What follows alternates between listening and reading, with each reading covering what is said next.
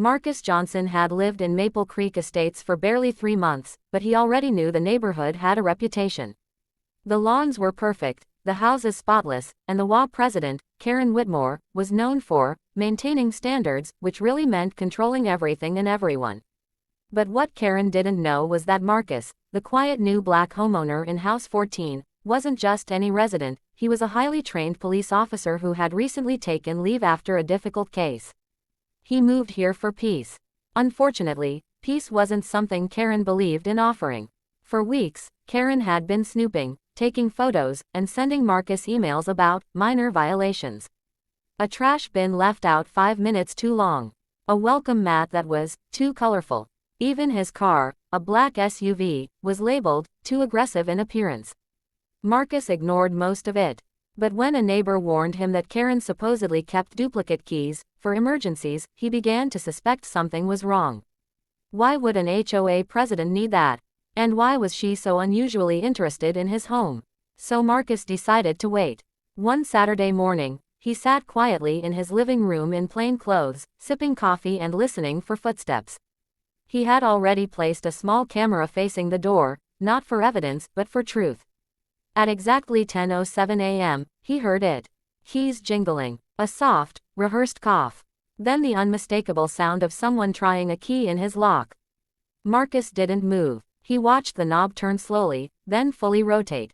The door clicked open, and in stepped Karen, holding a clipboard and wearing the expression of someone who believed she owned the world.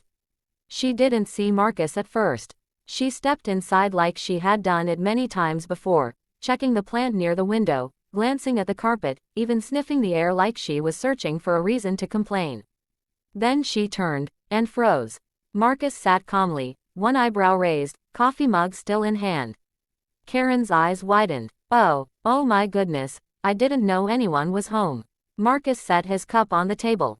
Mrs. Whitmore, why do you have a key to my house? She stuttered, clutching her clipboard. Well, as WA president, I am allowed to conduct random inspections. You signed the agreement. I signed nothing that allows unlawful entry, Marcus replied gently but firmly. And even if you believed it did, you should still knock. Karen suddenly looked pale. Sir, I didn't realize. He stood up, and her panic deepened as she recognized the badge clipped discreetly at his belt. Yes, he said quietly. I'm a police officer, and you just committed criminal trespass. Karen's lips trembled. Officer Johnson, I'm sure we can handle this civilly. I agree, Marcus said. But this ends today. He walked to the door and gestured for her to leave. Karen hurried out, nearly tripping over her own feet. Marcus followed her onto the porch, not angrily, but with the authority of someone who had dealt with far worse. I moved here for peace, he said. Not to be monitored, judged, or violated. I will be reporting this to the WA board. And next time you step onto my property without permission, badge or no badge, you will be arrested. Understood. Karen nodded rapidly, unable to speak.